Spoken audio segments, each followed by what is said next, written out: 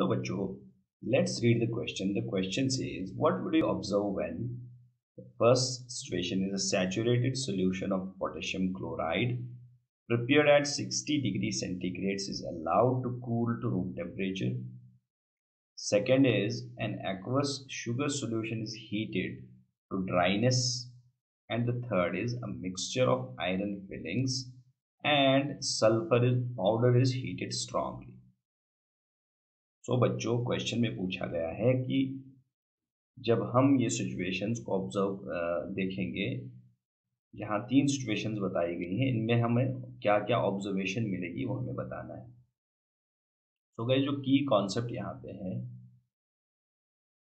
The key concept जो solubility होती है, सॉल्युबिलिटी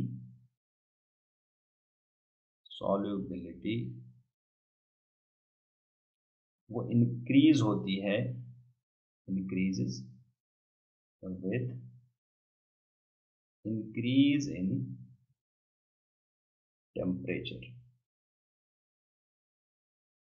और जब टेम्परेचर डिक्रीज होता है सॉल्युबिलिटी भी डिक्रीज होगी। ठीक है, solubility is what, it is the amount of maximum amount of solute that can be dissolved in a particular amount of in given amount of solvent at a fixed or we can say constant temperature at a given temperature। okay, तो solubility increase होती है with temperature. जब increase होता है, जब temperature decrease होगा तो automatically जो है सॉल्युबिलिटी भी डिक्रीज होगी। Clear.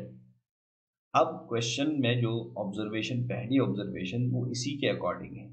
So that is this one. ये एक सैचुरेटेड सॉल्यूशन है। ठीक है, सैचुरेटेड सॉल्यूशन किसे कहते हैं कि जिसमें हम फर्दर सोल्यूट अब ऐड नहीं कर सकते, उसमें फर्दर सोल्यूट उस सॉल्वेंट में डिसॉल्व नहीं होगा। ठीक है, तो ये सॉल्यूशन सैचुरेशन को पहुंचा हुआ है। ठीक है, सो जब हम एक saturated solution of potassium chloride लेते हैं जिसको हमने 60 डिग्रीज पे बनाया था, प्रिपेयर किया था 60 डिग्री सेंटीग्रेड्स पे, अब हम इसे कूल कर रहे हैं। ओके, रूम टेम्परेचर पे ला रहे हैं, तो यहाँ टेम्परेचर डिक्रीज होता है। तो दैट मीन्स 60 डिग्री सेंटीग्रेड्स पे जितना amount of potassium chloride dissolve हुआ होगा इसमें, ठीक है, सॉल्युबिलिटी अब वो सॉल्युबिलिटी अब डिक्रीज हो जाएगी when we allow it to cool. ठीक है, तो दैट मीन्स इसका मतलब क्या, हम क्या ऑब्जर्व करेंगे कि यहाँ से solid अनडिजॉल्व्ड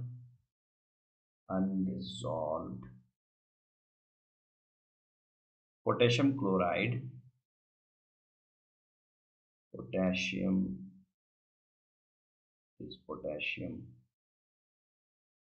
chloride will appear in the solution।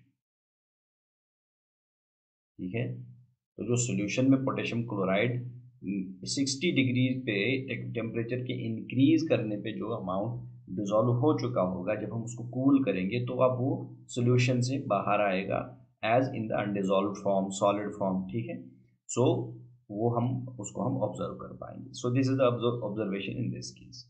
दूसरी सिचुएशन बताई गई कि एक एक्वस शुगर सॉल्यूशन को हम हीट कर रहे हैं टू ड्राइनेस। तो गाइज, जब हम शुगर को क्या करते हैं, when we heat sugar continuously, तो क्या होता है, जब हम अगर इसका एक्वस सॉल्यूशन लेंगे, एक्वस सॉल्यूशन मींस कि ये शुगर सॉल्यूशन किसमें बना है, वाटर में बना है।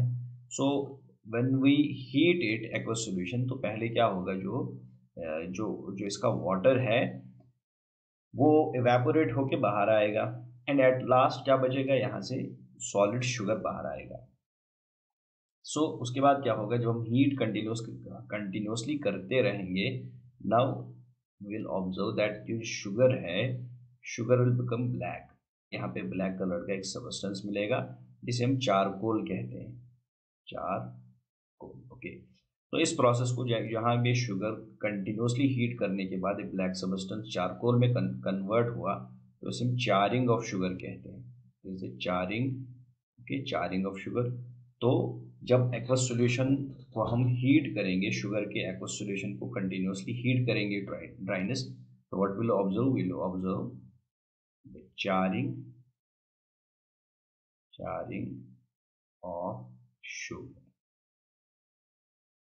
ओके, और तीसरी सिचुएशन जो यहाँ पे हमारे पास है, द थर्ड सिचुएशन इज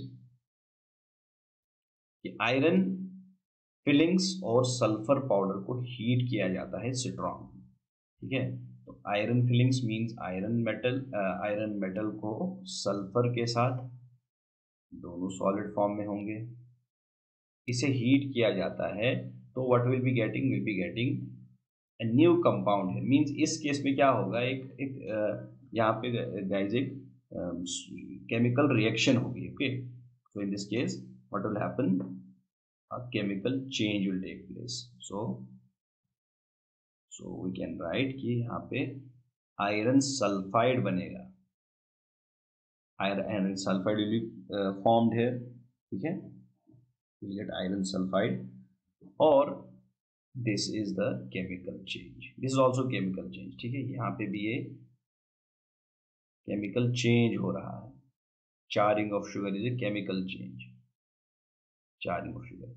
और आयरन सल्फाइड, आयरन और सल्फर जब कंबाइन होकर आयरन सल्फाइड बनाते हैं, तो इस रिएक्शन में भी this reaction also is basically the chemical change. तो ये भी केमिकल चेंज है, ये भी एक केमिकल चेंज। तो chemical reaction occurs in which iron and sulfur combine to give the iron sulfide.